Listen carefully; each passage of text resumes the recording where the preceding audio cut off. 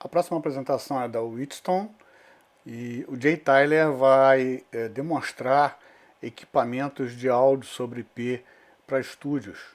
Vamos ver. Hello. Is everything okay? Everybody can hear me all good out there? Great. I'm Jay Tyler with Wheatstone Corporation. Wheatstone Corporation has been in business for 46 years. I've been part of the sales organization here at Wheatstone for 24 years. I want to let you know that I miss you all in Brazil. I think I've been to Brazil 15 times in the last 10 years. Started out selling IP audio to my first IP customer, which was Radio Itatiaia back in 2009. And after that, I had the pleasure to work with Mr. Marco Tullio at Globo, and we outfitted many of the cities, many of the operations with Wheatstone. And if you would have been at NAB this year, I would have been in a similar setup, showing you all the new equipment that we had for the 2020 year. This year we have new headphone panels, we have a new console, and most important, we have new Blade 4. Blade 4 is going to be the future of all of our IP. And as I mentioned, we've been selling actively IP audio down in Brazil since 2009. We've been selling consoles in Brazil since the 1990s, and all throughout Brazil, there's many audio arts, R60s, D75s, D76. In the last decade, we've sold a lot of IP. And as a company, all of our development, everything that we are working towards with the audio consoles and mixing and routing is IP. All of our development is headed in that direction. So what I'm going to do is I'm going to walk around and sort of grab the camera and show you sort of the setup that we have here today and sort of give you an overview of the consoles and hardware. And then I'm going to get into a slideshow. Like I said, I wish I was, down in Sao Paulo with the set showing you this year, but unfortunately it's going to be postponed. I wish I got to see it NAB. So we're going to have to make do with this for now. So give me a minute to go around, and I'm just going to sort of show you all the new wares. Then we're going to come back and do a PowerPoint presentation for everybody.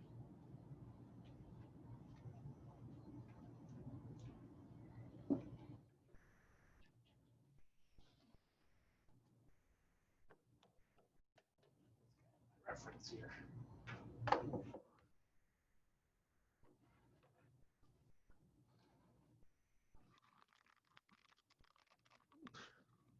So this guy here is our new GSX console.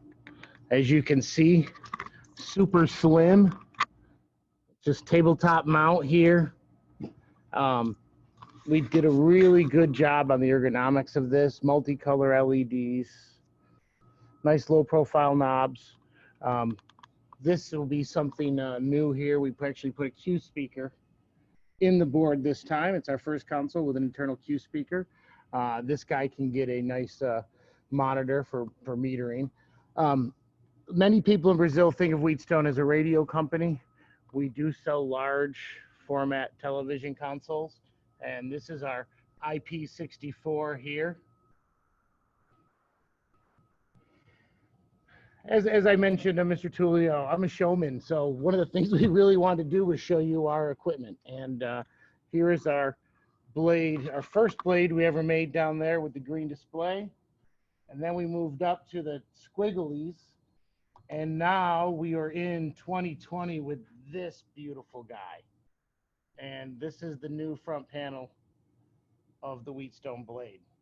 And they do a lot of stuff. I can't wait to tell you about it here in a little while.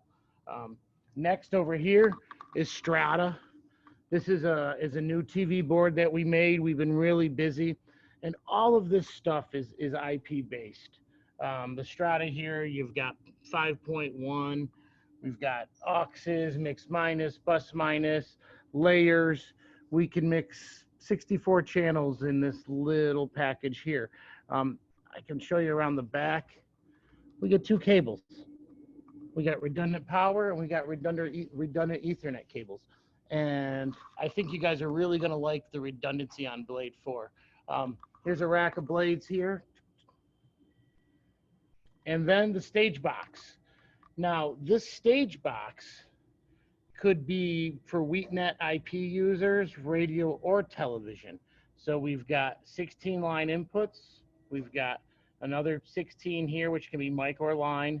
We've got digital inputs. We've got digital outputs, GPI, GPO, and then we've also got logic, network connections here and logic. So you'll see a lot of the stuff that we're doing these days is geared towards redundancy.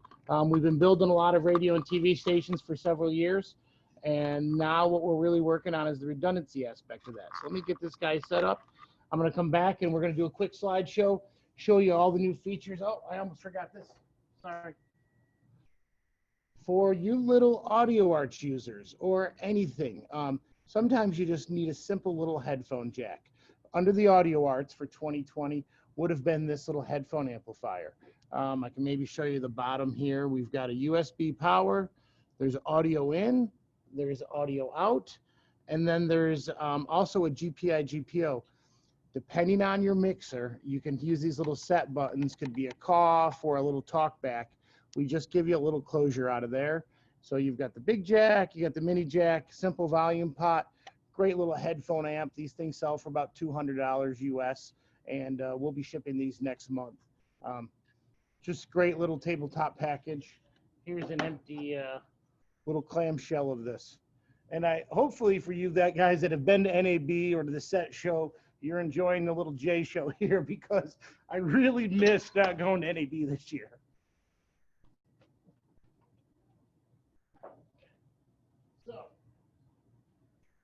All right, so what we're going to do now is we're going to go through a slideshow, and I'm going to show you all the new wares that we have and answer any questions you may have. So I'm going to share my screen here real quick, get situated.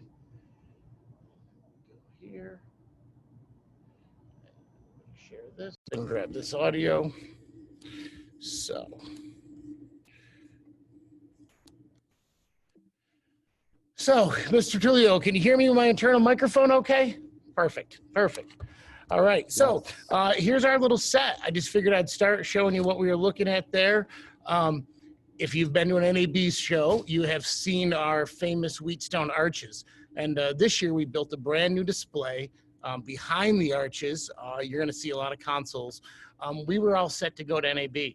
We built a new booth this year. We got the new squiggly logos in, and then they canceled it. So what we're gonna do now is do the best I can here via PowerPoint.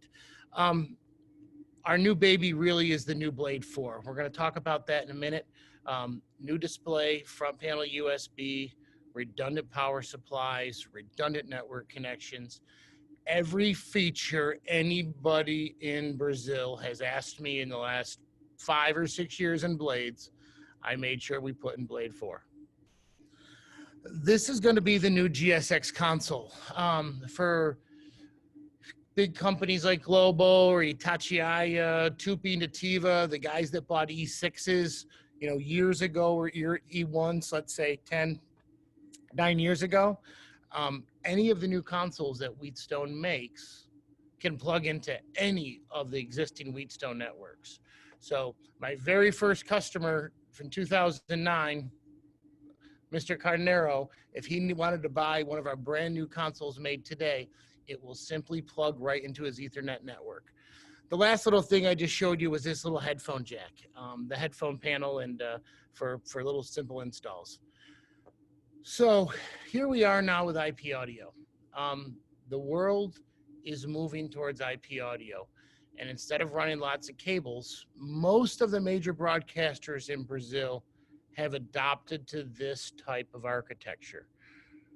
We are not moving AES audio around. We are not moving bundles of audio around on cables. We are taking smart devices to the areas where we need to distribute or ingest audio. We use blades, and then we're using AOIP or Ethernet protocols to route this stuff around to mix, monitor, and for programming. Many of the radio stations we build now in the bigger markets look like this. We have studios, individual studios, which we call islands of reliability. We will put a switch in there. We'll give you the ability to have a room that's not connected to the major system in case of a failure or maintenance. But the cabling in between the rooms, and this is where the big savings of AOIP has come in the infrastructure costs. Many people don't use any punch blocks anymore. No chrome blocks, no termination, no patch bays. Everything's direct wired. The blade, for you guys who have not worked with blades before, these are the center of our IP universe. They are Linux based. They're very smart. They back themselves up. They have redundancy built in for power supplies, redundancy built in for networking. We manufacture them here in New Bern, North Carolina. Everything is built to spec. Wheatstone's not the only game in town for AOIP. There are some other technologies out there. Telos has a system. The Lavo guys have a system. We feel ours is really good. There's a list of features there that you can see. The biggest thing about WheatNet IP is that we are pure IP audio. Every device on our network has an IP address and connects to a switch. Anything else is a hybrid system. What that gives you, it gives you central points of control, it gives you lots of redundancy built in, and it gives you access to all the latest and greatest technology. Because when we decided to build Blade 4, what went into Blade 4 was everything for interoperability. And I say interoperability. As a customer, you have to pick WheatNet IP, Livewire, Dante, Ravenna, AVB. We have all these different protocols out there. And about 10 years ago, AES 67 was invented. And AES 67 was going to be the interoperability standard for us to speak to other boxes or other manufacturers via IP. And we put all of that into Blade 4, along with all these other features. When you step away from standard consoles, A, you're going to get out of your comfort zone. B, you're going to be able to do a lot more with a single device that used to take many. So in the blades, we've got mixing, we've got silence detection, we got SNMP, we've got an audio driver that replaces, the expensive sound cards. So in the old days, we'd have lots of boxes, each doing a specific task. Now, when we built our blades, we wanted to take as many features, as many, different devices that we could, simplify your life, and putting them all in a package. And that's really what the Blade was about. So Blade 4 is our foundation for all of our audio for radio and TV systems out everywhere in the world. And after building them, like I said, we had Blade 1, Blade 2, now we're on to 2 and 3, and now we're on to Blade 4. We've built a blade for everything. It doesn't matter if you're a big television facility or a small radio company. We've got every type of format blade you could imagine. Analog, digital, mixed, MADI, SDI. And in addition to all the formats that I listed here, the biggest thing is interoperability. And when I say interoperability, again, it's the ability for us to reach outside that WheatNet IP network and pull in audio and control in from another manufacturer. And right here are the biggest features about Blade 4, is that we can accept and transmit different packet rates. When everybody in Brazil started working with digital audio, you knew about 32K, 44.1, or 48 kilohertz. And everybody thought that 48 kilohertz, or the biggest number, is the best, and we should run everything at 48K. Most of the systems here in the United States run at 4401. When we switched from streaming audio, let's say in the AES domain, to packetized audio, and that's what AOIP is. It's a packetized system. In WheatNet native, for all of you WheatNet users, or even the Livewire users, we actually use quarter millisecond, 0.25 millisecond packets, and that is the clock rate which we use to keep everything in sync. So your microphone blade to your engine blade to your output blade, all of that is clocked at 0.25 milliseconds. Well, it's hard for computers and non-embedded systems to do that much processing. So when the standard came out and a lot of people were using embedded systems, everybody adopted the 1 millisecond and then up to 5 millisecond packet timing. This became more popular and more popular. And so instead of slowing down your entire WheatNet system, and I mean slowing it down like taking a Ferrari and driving it on a dirt road, slow it down, is we decided that in Blade 4, we were going to do all the conversions and all the appropriate math for everybody to be able to ingest and distribute any of those types. So we do quarter milliseconds, we'll actually do eighth millisecond, 1 millisecond, and 5 millisecond packets. That was really popular and will help you guys. The existing WheatNet clients, all you have to do is buy a Blade 4, update your system, plug it into the network. The next big thing on Blade 4 was our PTP. Anybody that's going to do AES 67 is going to have a master clock. And that master clock is going to be the reference from the entire system. Right now, if you have a WheatNet IP system, we are using the internal sampler rate at 44.1 or 48. Maybe the folks at Globo or somewhere else might be using a master word clock. PTP clock is very similar. It's just that we want the ability to look at every packet and know when it came in and it left the system. If anybody on here is big in television, the PTP is something that you'll have to use. The next was NMOS. And what NMOS was, or is, I should say, is that is our announcement standard. When you have an AOIP device in the WheatNet world, when you plug it into the system, it advertises itself. And it says, I'm here, I've got 8 inputs and I've got 8 outputs. And in a Dante system, you may have to use the Dante controller, or you may actually have to go in and tell it, hey, I've got these 4 inputs here and 4 outputs. Well, when you look at radio and television complexes, that is not feasible for some engineer to go in and type and discover any input or any output that may be requested by the system.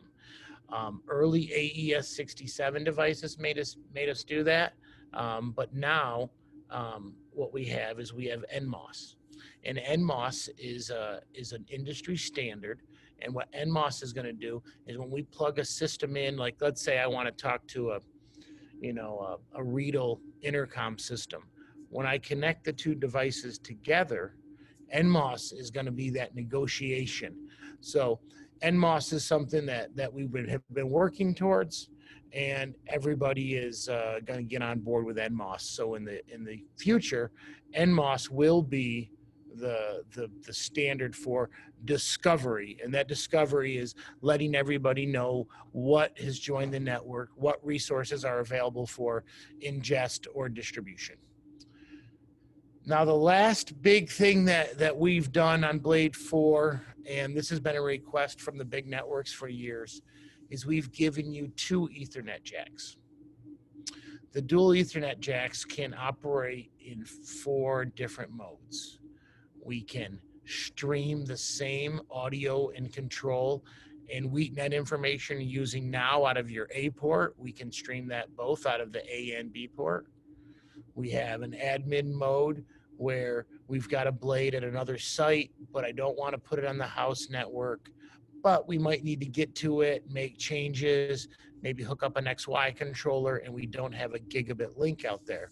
So what we can do is we can have an admin mode and a stream mode, or you can put this guy out there and just have him sort of standalone, not talking to any other devices, but act as a standalone blade, but then you want to be able to get to it and control it.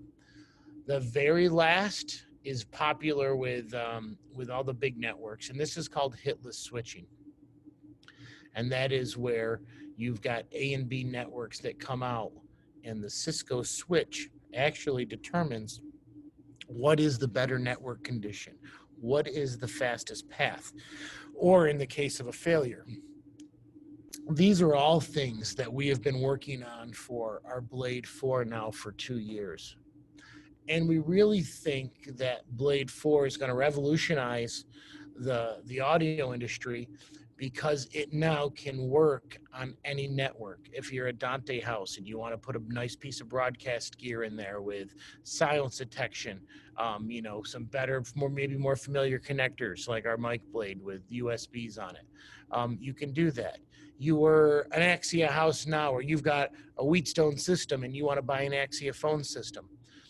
With all of this AES67 support and NMOS, it's going to make it a lot easier for the broadcasters of Brazil to integrate and have both types of hardware, or even multiple types of hardware, all interact with your IP systems. So to sum it up, this year, you know, it was the headphone panel, the new GSX console, and now we also have Blade 4. And all of these are going to be shipping, by the way. All of these are going to be shipping probably within a month or two. So, you know, I wanted to thank everybody for taking the time to listen to me today. Thank Marco Tullio and Mario for inviting me and having me. I've known Marco for a long time now, and I look forward to more of these and to visiting all of you when I come down to Brazil. Thank you very much. Obrigado a você, Jay. O prazer é todo nosso. Assim, acho que você é um cara fantástico e um grande profissional. E, enfim, obrigado aí pela participação.